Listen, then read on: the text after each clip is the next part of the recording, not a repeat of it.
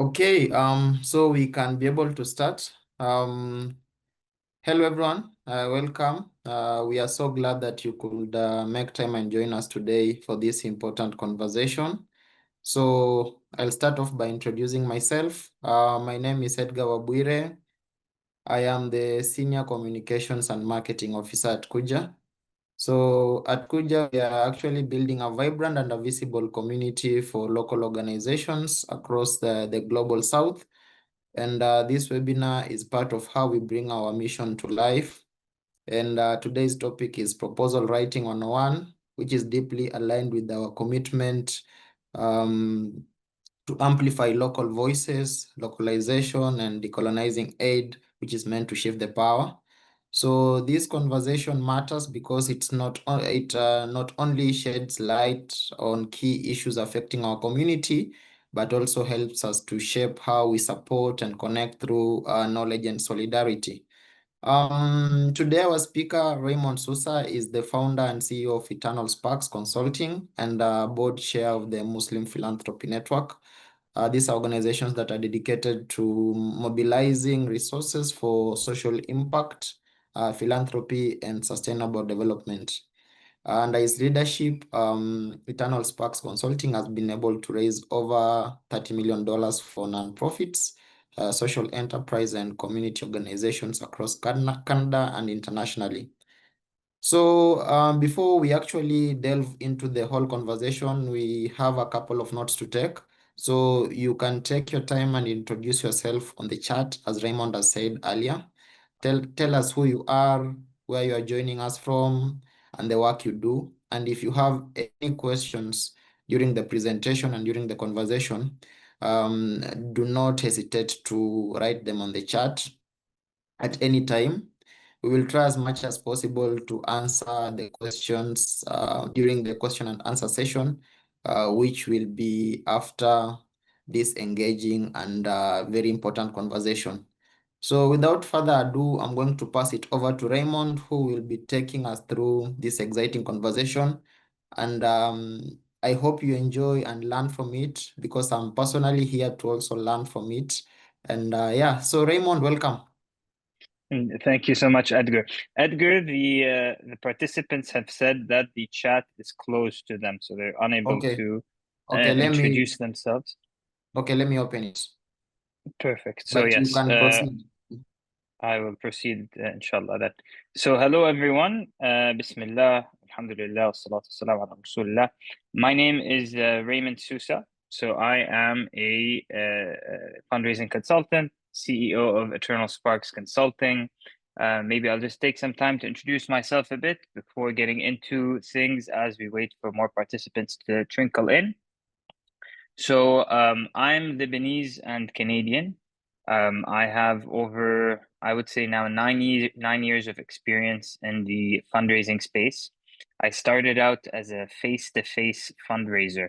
I used to live in Canada, and I would stop people in the streets to convince them to donate monthly to different NGOs. And if any one of you has lived in Canada, you know that it can get quite cold over there. So it was a very formative job for me. And it was the job that actually got me passionate about the nonprofit sector and serving communities. And after that, I got a job at a company called Aja, which sold prospect research tools to charities. Prospect research tools are kind of like Kuja, which are platforms that allow nonprofits to find potential grants and opportunities to apply for. So I became an expert in that particular subtopic, and then I started working with NGOs, did well fundraising for them, and decided that I wanted to start my own company to offer jobs to people all around the world, because I felt like there was an opportunity to connect, the world when it comes to the fundraising. Why? Because you can hire people all around, because proposal writing and corporate sponsorships, a lot of digital fundraising, even a lot of these jobs can be done remotely. And we're very blessed that now at Eternal Sparks we have a team of around 24, 25 people. We work with clients all across Canada, the US, the UK, Spain, Portugal, Australia, Kenya, Somalia, Tunisia, Lebanon, and other countries as well. So today's topic, we're going to dive deep into proposal writing, which is obviously, one of the most important areas of fundraising, specifically on kind of the style, what to focus on, rather than your typical kind of prospect research funder overview. This is going to be specific to what to focus on when writing grant applications or proposals. And let's get into it, basically. I'm going to share my screen. Here we go.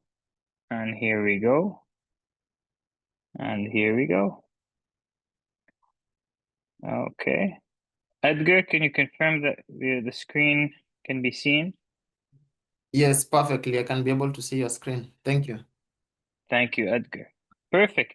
So, proposal writing 101, decolonizing your approach. So, we're also going to be talking about decolonization and how that relates to your proposal writing. So, obviously, many of you are coming from countries that are not in the global north, countries that have been previously exploited, countries that have been, victims to colonization. And, Kuja and myself and my company, like we really make it a thing to uh, set people up with the best resources to, not have kind of a maybe a mindset that is still uh, centered around the power imbalance that decolonization brought to the world, or that colonization, sorry, brought to the world. So we're going to kind of connect on, small things that we can do to position yourselves to, uh, take your dignity in your own hands, your power as people, and as we hopefully, inshallah, transition to a world that is more equitable. And I think fundraising is a big part of that transition because it is a field that allows you to mobilize capital and resources yourselves, right? Rather than relying on, other institutions or people. And so that's important to note. Perfect. So let's get into it. So, actually, a bit unconventionally, I want to start by talking a little bit about why it's important to start by the budget or with the budget when you write proposals. And this is something that I've been doing with my team for the longest time. And I think that there is an over-reliance nowadays on the writing part of proposal writing. And sometimes that can create some issues, especially now in the era of ChatGPT and narrative that all sounds the same. That does come with certain new realities that funders have to deal with. But being in this field for a while now, I've realized that the budget is a really great place to start for both yourself or yourselves and the funder in the way that they evaluate your proposal. So let's start with yourselves, right? When you start with the budget, first of all, it forces you to figure out what you want your project to be, right? Whereas when you start with the narrative, you're going to go into describing and you're going to be very hopeful and start writing different things that you want to see your project do, but you might not have an idea that's very clear on how you're going to spend the money. So when you start with the budget, you need to imagine yourself, okay, I have the money in my hands. What am I going to do? Who am I going to pay? What is this going to cost? Right? And the danger, obviously, is that you write an application and the application can be extremely long and you've written the whole thing and you get to the budget piece and you're like, oh, and then you put in, a couple of lines and there's what you would call a mismatch between the narrative and the budget. which is a big issue, obviously, because if you put yourself in a funder's shoes, obviously that's the most important thing to them, because they're like, okay, how am I going to spend my money, right? So the idea here is that funders often skim the numbers first. So they go over the numbers.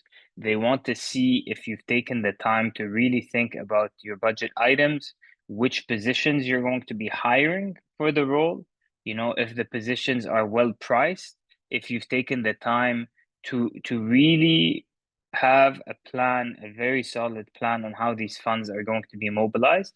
And we're going to go through a sample budget in this webinar. I've selected two grants that we won, our team, recently. One was for 100,000 and the other one was for $1 million. And we're just going to look at them very briefly to see kind of the level of detail that some funders expect as we do proposal writing and budgeting as well. But I really think that it's important for us to focus on the budget itself, and we'll get to that a bit later. So the budget is a reflection of your priorities of equity, fair pay, and a decolonized practice. So what you want to do, one place where you can include decolonization in your proposal writing is starting with the budget. Put a budget that is fair when it comes to the salaries of your kind of employees or the people that you're looking to hire. That's the most important thing that you can start with. Obviously aligned with the funder's capacity. The goal is not to shoot your shot above what is capable. And that's a very important part of prospect research, to basically see and make sure for you to know what the funder's capacity actually is. But it's very important for you to be as fair as you can, because let's face it, everyone, the nonprofit sector is a significant part of many economies now in the global south, right? And so if you're able to create jobs through the projects you're applying to, make sure that those jobs are good jobs. And the first place where that job becomes a good job is your budget, right? So you really need to think. My whole point of this slide is for you to really prioritize this core and very important section of your proposals, because of how important the outcomes are at the end of the day. And you know this maybe a bit more than I do. Some funders can be very strict on how you use the money, right? So you really want to make sure that your budget is strong, and it's not something that you're doing right at the end of the process of the application. That's a very important point I want to make, is really start with it, go into it in detail, and then you can start writing, you know? So one example is paying community knowledge keepers rather than only consultants. So this also means, let's say you're doing a project that involves local communities, traditional leaders, people that are really, important people, members of your communities. They could be, if you're doing a faith-based engagement project, they could be religious leaders, they could be community leaders or experts that have local knowledge that they've inherited and stored in their whole life. Make sure that you're paying them too. Don't just put your budget that you're going to hire this big consulting firm that's going to do your evaluation report, right?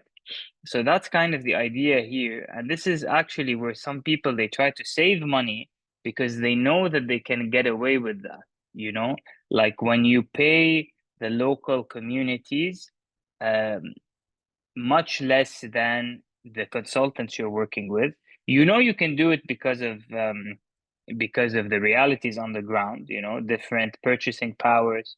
But if you think long term in terms of the impact that you're trying to do in your communities, it's important for you to, start with this mindset of decolonization and of empowering your fellow community members by including them in the budget, by paying them, maybe let's say above market wages. It doesn't have to be, you don't need to pay people in certain countries the same salaries that people get in the West, right? There's also a mismatch in terms of the cost of living, right? But you can definitely give them more than what is the kind of rate on the ground, right? And then here we have a quick tip: cost what matters most. I would really focus on staff time as much as you can. Obviously, we live in an era where um, it's hard sometimes to find costs for people and to retain jobs, but the nonprofit sector needs to transition fast into a sector that really creates jobs, because in my experience, and I'm sure in all of your experience, it's not easy and almost impossible to do the work that we do while only having volunteers, right? So it's important for you to, when you can, focus on staff time, because staff time also creates sustainability for your own organizations. If you hire one person that works on a project, that person could then end up being a core member of your team, could take up other projects. That's what starts off sustainability. We're still not in a world where people are just going to give you operation or operating funds just like that. You need to provide value to funders, and value to funders are projects, right? And so I meet with a lot of organizations like, hey, please just get me operating funds. But it doesn't work like that. A lot of funders don't just give operating funds because that's not what they want to fund. So in my opinion, project funding unlocks operating funds, because the more good projects you do, the more funders build trust with you, and then they can kind of grant more loosely. So that's also important. Perfect.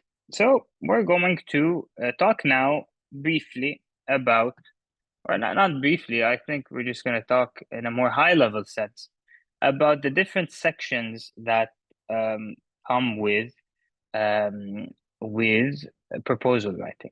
So we talked about the budget. Another important section is the need and problem statement, right? Or the need section, you can call it. So this section is very important, and it's asked by most of the funders. Now, what is the need of your project? Like, why is this work important? Why are you doing this particular project? In my experience, maybe a small tip to start is use references. Okay? When you use references, and nowadays, another tip, to be very honest with you, you can use references using ChatGPT. It can really pull up some very relevant references for you. And the use of references gives more of an academic feel to your needs section and shows that you've done research that actually backs up what you're saying, you know? And it's important to do that in your projects as well. You might think that your project is very important and super impactful, but the research might say otherwise. Some people might have invested their lives and careers to talk about the problem that you're addressing. So why not rely on this? I'm not saying that the whole section needs to be around this academic research, but I really encourage you to include it in your needs section, and to clearly define the problem that you are addressing through specific examples, through a very descriptive on the ground realities as well that you have seen. Use statistics, use references, and try to paint a picture. I would also highly recommend that you use a bit of emotion as well in your needs section. At the end of the day, I'm a very transparent and blunt person when it comes to fundraising.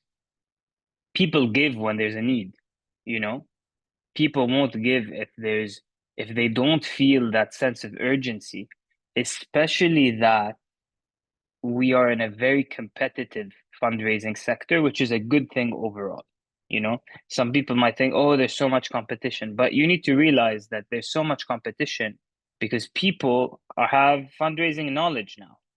And if you look at the numbers, even though, your rate of success might not be as high, you have a lot of organizations doing a lot of work. And the more that happens, the more people will give.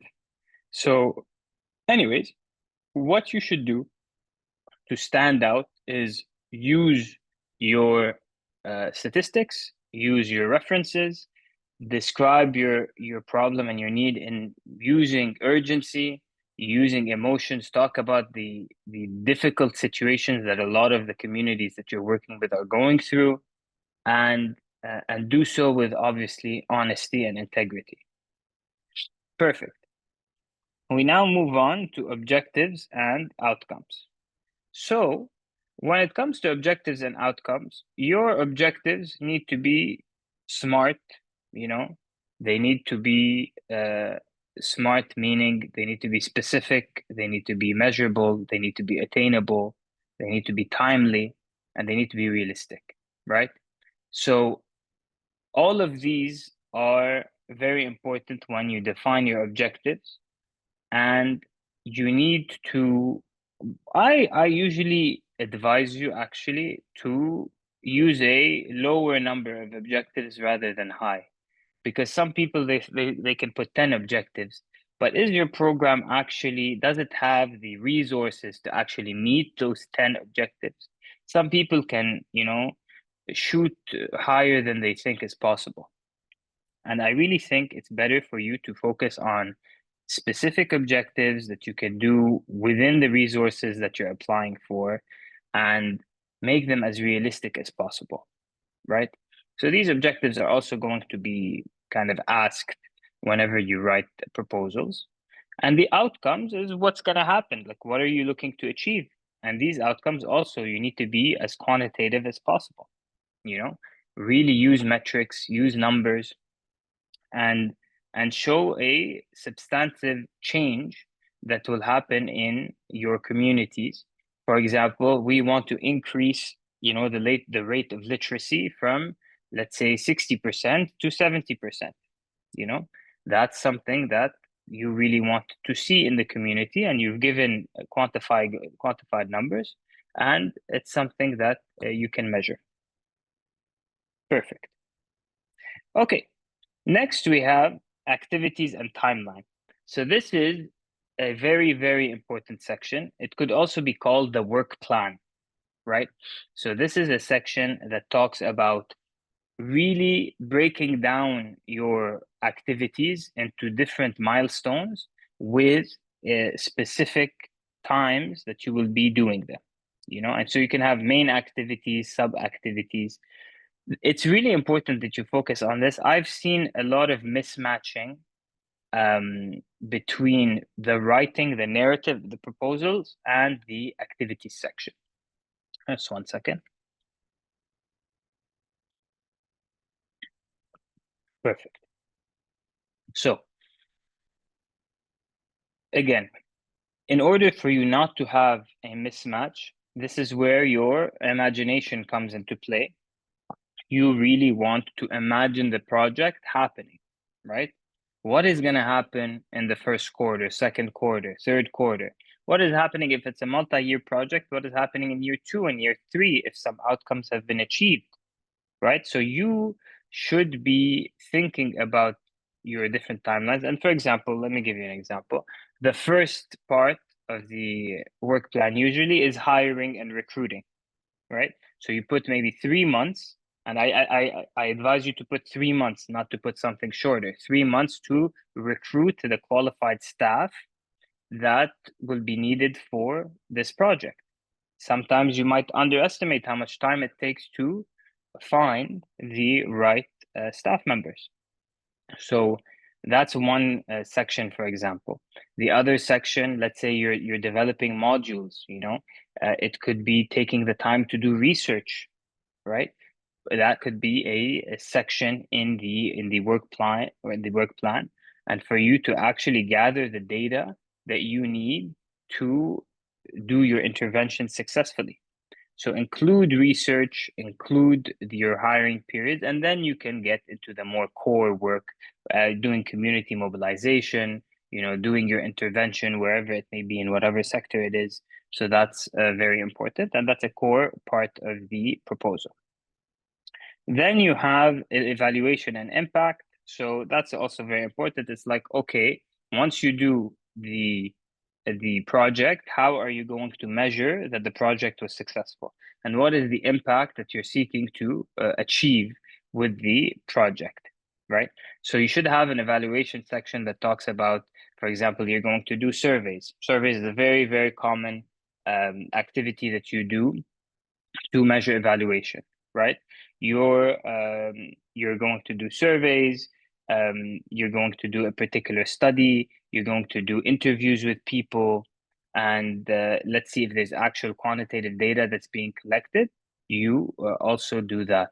And that's a very important part of the proposal for you to actually highlight how that works. So participatory activities, community focus groups, surveys, those types of activities you really want to include in the evaluation section. Then you have the org capacity and partnerships. This is usually a section that's found at the top of the proposals where you talk about your organization, right? So you talk about the mandate and the vision, those are always asked, but most importantly, you want to show that your organization has the capacity to deliver this project, right? And you want to do the best you can. Obviously, there's different types of capacity in different organizations. So, you should be as honest as you can while highlighting the assets of your organizations very clearly. And it's important for you, for example, to highlight past projects that you've completed, maybe the budgets of those projects as well within the capacity. Like we have managed $1 million projects in the past. That gives a sense of calm to the organizations that are funding you, and they can really see that. And the other thing is partnerships, which is also very, very underestimated, right? So partnerships showing that you're integrated in the community you're working in is very essential. So mention the different partnerships you have and gather letters of support. That's also something that is very underestimated, especially when you gather letters of support from high level organizations or officials. So, for example, in Canada and the US, I get a lot of letters of support from members of parliament, right? I get letters of support from specific departments because, for example, I work a lot in prison reentry or in domestic violence programming areas, and we've gotten letters of support from the police, attesting to the fact that this organization is doing really good work and that they support this work. So obviously, there's usually a link, between high level institutions or higher institutions within a country. So when they see that letter coming from relatively influential people, it will kind of sway them more to fund you. So that's also very important. You want to show your capacity and show your different partnerships. Now we're going to talk about decolonization once again. I think this is just very important still. As a topic, and it's really the ethos of why Kuja was built, specifically to empower grassroots organizations in the global south to take their fundraising in their own hands and to provide them tools to do so. So first of all is recognize the power imbalance in philanthropy, right? So this is a fact, it's simply that the global north has more money than the global south and it has more influence, right? So most of the time, like if you're in Uganda or Malawi or Iraq or Lebanon, you're not gonna find a lot of local funders that are just gonna give you a whole bunch of money. Usually you look out and you look at the global north that is basically granting. And that constitutes a power imbalance, unfortunately. Because if you're in Canada or the US or the UK, you're in the country and you're applying from within that country, right? So that's a power imbalance that you need to recognize and work towards changing, right? How do you do that? You start telling people and doing types of fundraising where local community members are engaged, and they're the ones that are funding as well on the ground. I'm not going to dive too much into this topic because it's a bit a side note into how different kinds of fundraising contribute to decolonization. But when it comes to proposal writing specifically, The minimum you can do is recognize that there's an imbalance and that your proposal should go in the direction to counter that imbalance. So that is really the idea that I'm trying to get to. Even if you're applying, I'm not saying don't apply for funds from the global north, you know. I think that the reality is that you have to sustain your organizations most of the time, but do so with dignity, do so with a mentality where it's not you just begging for money, basically, for the lack of a better word, but you're really there to empower your communities and use the language that is appropriate to do so. For example, language that you could use is don't say saving and don't say beneficiaries. You know, you can that that really implies that the people that you're serving, are in objective. Uh, it really contributes to that power imbalance where they're always in need of being saved by someone. You know, use dignified language that empowers the different people that you're trying to serve, and recognize that yes, if the resources are delivered, that this would help them. But you could use language such as, community members, clients, for example, I've seen being used as well. Supporting also. Perfect. Share decision making, site community leadership, and co-design. This is extremely important when you develop your proposals. I really encourage you develop proposals in partnership as well. But when you cite community leadership, so take your local community leaders who maybe it's a bit too late for them to get into this type of process, right? Proposal writing, but at least reference them in your applications, reference their voice, you just need to use quotation marks and do the work to talk to your local community and share their voice in your applications and co-design your projects with them. They usually know what the important needs are in the community. And so it's important that you really take the time to build a thorough project, and their voice is really important there. Respect indigenous and diaspora knowledge systems. So that's kind of a similar kind of idea here, where you're respecting the local knowledge in the community, you're integrating it into your projects. And when it comes to diaspora knowledge systems, you really need to also think, let's say you're doing a diaspora mobilization project, try to respect the fact that diaspora members usually have dual identities as well, So sometimes you need to navigate, international projects where you have people that, might not share the same identity and have the same culture as you, even if they could be Lebanese or Ugandan or just the same way as you. Maybe they've lived their whole life abroad, right? So try to recognize that as you develop projects as well. I think that's very important. Avoid deficit framing, emphasize assets and resilience. So this is important. You really want to emphasize your values or your positive points, and emphasize what the good that you've done in your previous projects, what you currently have as an organization in terms of the resources that you can provide the community, and showcase that to the funder. Showcase that yes, we're here, we're trying our best. There is a huge need. You can put emotion around the need, but you show yourself as being capable, right? So that's really the main point. Is you're not just asking, oh, please come save me. You're showing people that you are a capable organization, that you have the motivation at least to do the work that you're setting out to do. And then budget fairly. So living wages, as we talked about, local procurement. So basically don't hire international consultants necessarily. Try to find local people to do the work that you want to do. And capacity building.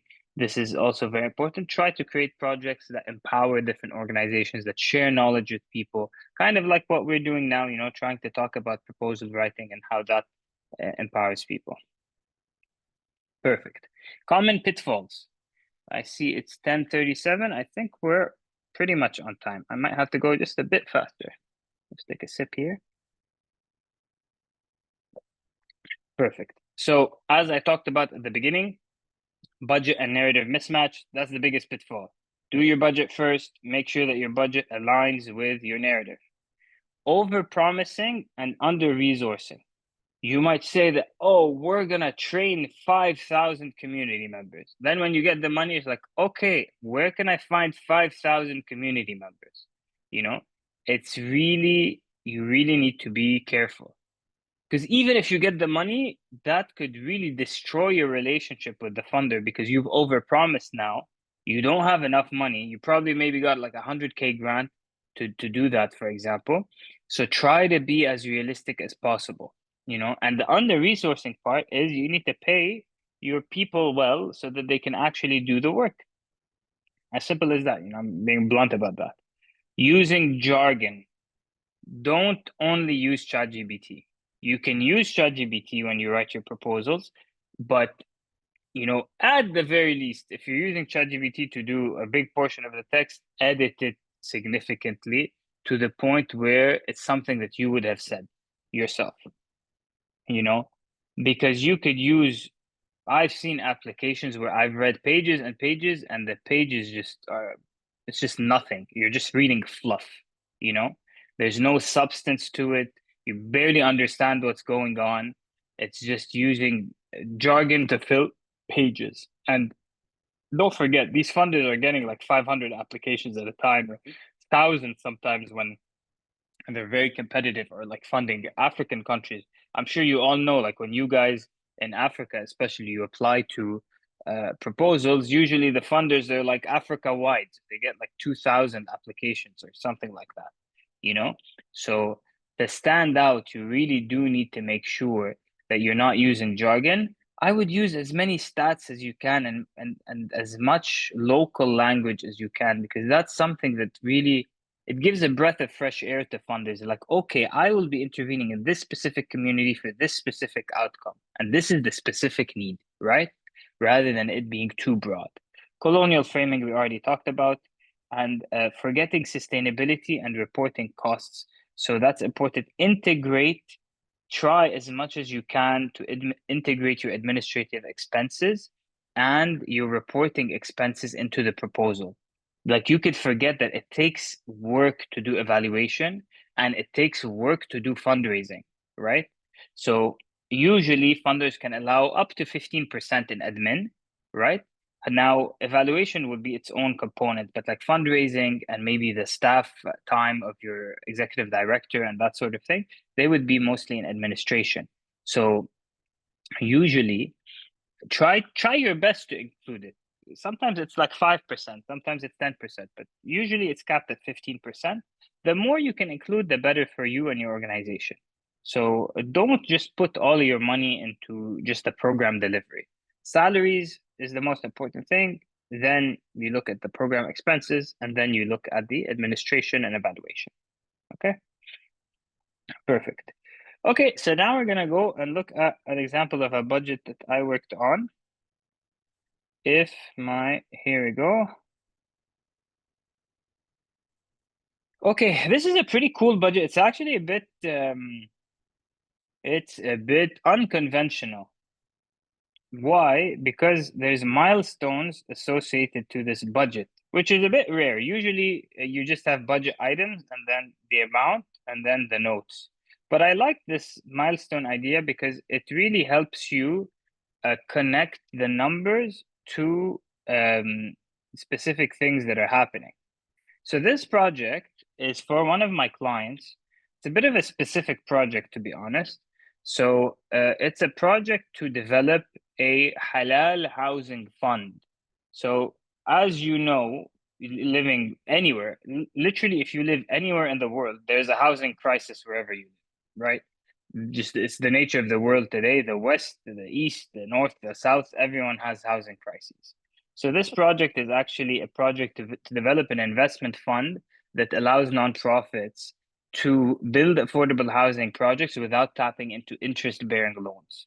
Okay, a bit complicated, but the main idea is to look at these different mindsets. So completion of project kickoff and partner alignment. So there's the project manager coordination, travel accommodations, meeting materials and supplies. And C, the notes is what I really want to show you. So when you put the salary, you're putting the numbers per week, the amount of money paid per hour, and the number of weeks. Okay. Here we're talking about a few trips, trips at $1,000 per trip. That's also very important. Finalization of the investment fund structure. So this is developing the framework that comes, or the plan, if you want, to develop the fund.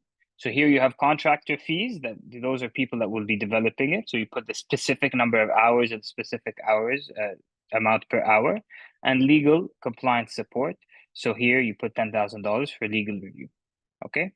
Stakeholder engagement at sector roundtables. So this is basically, different events to engage with different stakeholders. So first you put the venue, catering, and logistics. 4 roundtables, 1,500 each. Staff coordination, facilitation of these events. You put the number of hours, and investor outreach and pitch material. So this is basically the sustainability work that I was talking to you about, right? So you're putting the fundraising in the budget as well at 20,000. This budget is a bit high, it's at 250, right? And this is also important. I'll maybe do a small side note on this. Sometimes funders, let's say you're applying for 100K, they will tell you, give me a budget for 100K. But sometimes you're still applying for 100K, but they'll tell you, give me the full program budget and I will fund 50% of that. It's really dependent on the funder. Like I do both all the time. You just need to make sure in the guidelines which is the case. Okay, I'm gonna go a bit faster here. Drafting of occupancy adjusted greenhouse gas and life cycle costing model. So this is basically the consulting that's needed to do this modeling. We won't get into that. Here, there's a big element of developing a guide for this project. So this is a replication guide that needs to be sent to the public to teach people how to do this type of housing, right? So research, writing, editing, and coordination, you put the number of hours, the amount per hour. Graphic design, same thing. Peer review, so giving honoraria. This is very important. If there's volunteers and people that are taking the time to do a small task, give them a little something, $500 each to 8 reviewers. Knowledge mobilization events and administration, in this case, was capped at 11,000. Okay, this is one example of a budget that was won for 100K. Now I will go, we're just about in time. I really wanted to leave 15 minutes to, for Q&A. So we're almost there. So this is a $1 million grant we got for one of our clients. It was a program to deliver free a free full service coding program to refugees. Okay, so here you have the program overview that goes into the different, activities that will be done, community capacity building, research, and critical thinking. This is really the different components that go into the program. Here you have the alignment with the funder's refugee focus. So this is extremely important. I actually didn't mention this yet. You need to make sure that your proposal is aligned with the philanthropic objectives of the funder, And the other thing I'll say, the sections that I presented to you earlier, they are the most common sections. Not every single grant will have these exact sections, At the end of the day, you all know that there's specific forms that you need to fill, right? But taking those sections into consideration will give you a full picture of what you need to do, okay? So this was very important because we're aligning the project with the specific focus of the funder. Okay, equipping refugees with tech skills, certifications. So that's very important. Using AI as a tool, for example. Transformative AI, this was a program specifically that introduces AI and how it can help refugees. This is, I basically blurred out the names of the funder and the client, obviously, but the idea here is why this organization. So here we cite the different partners that the organization, my client, has, where their successes. They're the first official faith community convener because they do a lot of interfaith work to combat, anti-racism or racism and combat Islamophobia and anti-Semitism, for example.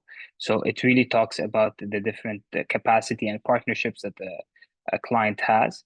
This is a very, very important part. This is really the capacity, scalability, and positionality.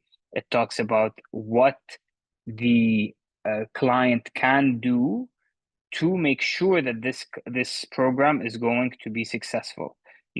Talking about funding that they get from other people, a very strong partnership that they have with a strong cities network, and their different other types of partnerships that they have with social service organization, academic institutions. I really encourage you to cite partnerships with academic institutions in your applications and tech industry leaders. This is also something that will be beneficial. So here you talk about the different partnerships. Again, I'm just skimming through this, obviously. Key metrics for success. So here you have participant engagement, employment outcome, skill development, and here you have the metric and the target, right? So this is what I was talking to you about before. You have these specific metrics that you're measuring for and the different targets that you're seeking to achieve, inshallah. Additional insights. That's very good. We don't need to go through this. Perfect. There we go. I think these are just notes, actually. Perfect. Let's go back and go to our last slide here before going into the Q&A. Give me a second to present my screen. Present.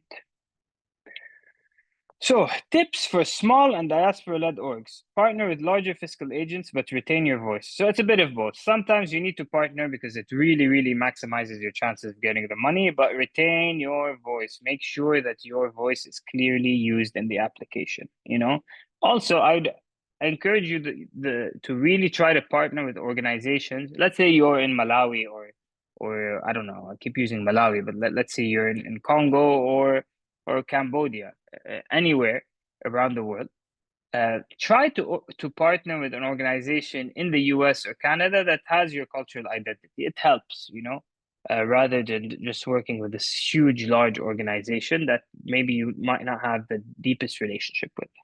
Use local stats and lived experience over outside data. That really follows the local knowledge piece that I was talking to you about. Show sustainability beyond the grant cycle. Try to create projects that generate jobs, revenue, social enterprise projects for your nonprofits, something that takes you away from the dependency of grants. And obviously build your prospect list before writing.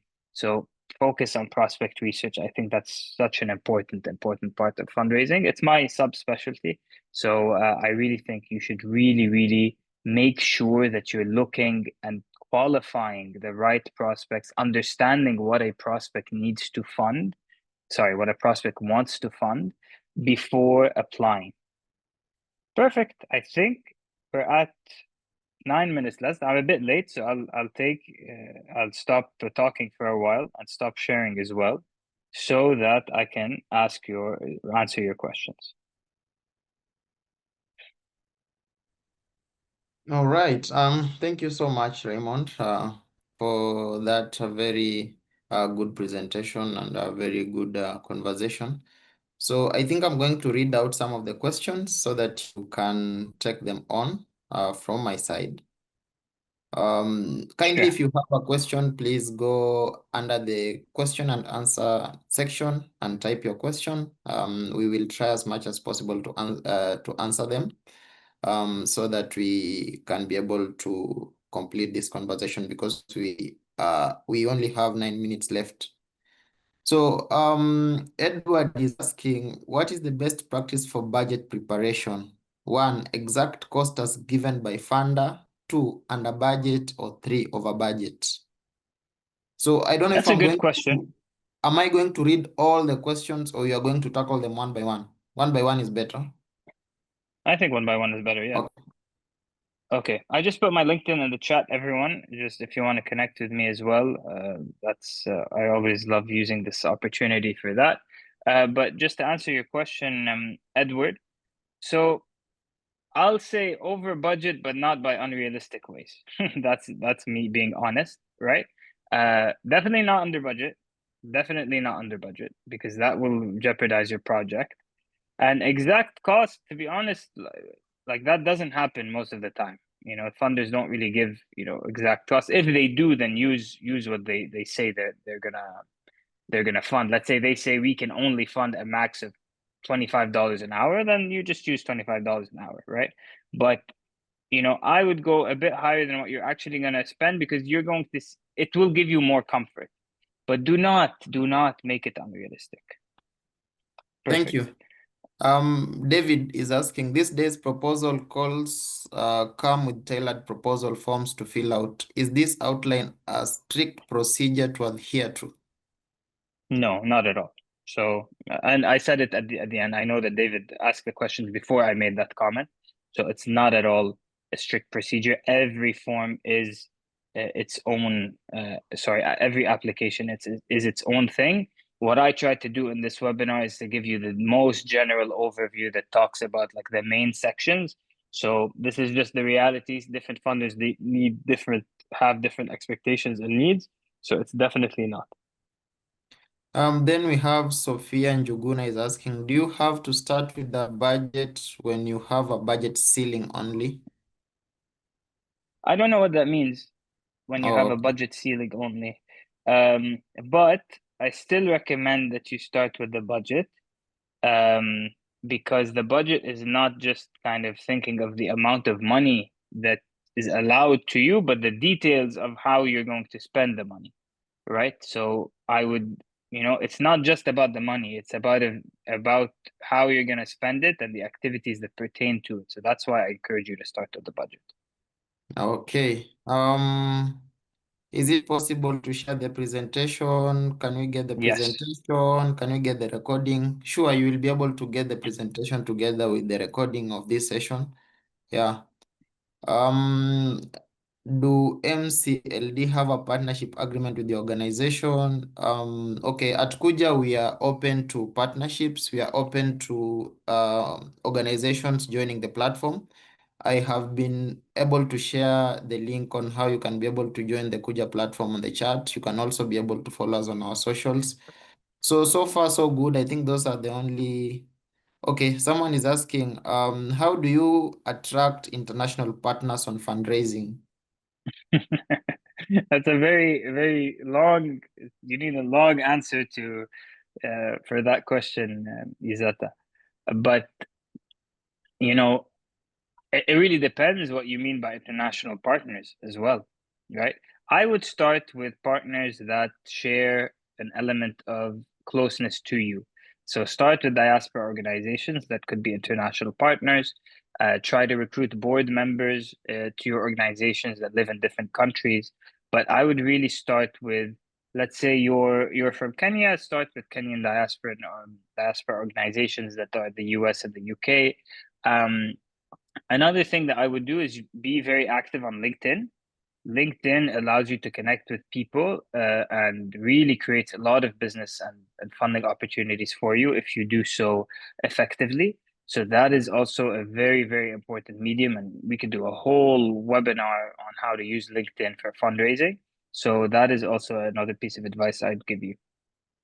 Okay, I think we have tried to tackle the much questions as we can. So thank you so much for joining us today, and a huge thank you to Raymond, our day speaker. To all our participants, we hope that today's conversation sparked some new ideas and also inspired you or made you feel more connected to others doing important work across the global south. Just a reminder, Kuja is an online platform, tech platform to be specific, that amplifies the work of local organizations and connects them with the global audiences. So by joining Kuja family, you will be able to gain visibility, resources, and opportunities to engage in rich global conversations like these ones. So we'll be having a similar webinar next week, but in French, the French version of this. And if you understand French, or rather if you're a francophone speaker, you can be able to join. And finally, We are always open to questions, feedback, or ideas for partnerships, especially if you are interested in hosting a future webinar or collaborating with Kuja in any other way, or even joining the platform. And if you're having any problems, just reach out and hear from you. Shoot us an email on info@kuja.org or communications@kuja.org. We also have a WhatsApp channel where we do a lot of updates and grant opportunities. I have actually shared the link on the chat. So, Raymond, we have 2 minutes before we complete this. Do you have any closing remarks so that we can be able to end this very good conversation? Yeah, so my closing remarks is God bless you all and the amazing work that you're doing. And I really hope that this was useful for you. All the good that I have said comes from God Almighty. All the evil and wrong things I said comes from myself. If you don't need any support, advice, I put my LinkedIn in the chat. But you're the future of the world, everyone here. So you really need to focus on proposal writing and fundraising. So, take this seriously, dedicate yourselves to resource mobilization, and inshallah, you will see success. So thank you again for having me. Thank you to the Kuja team for organizing this. And I look forward to the next webinar in French as well. Thank you so much. Bye, guys. Until next time, goodbye.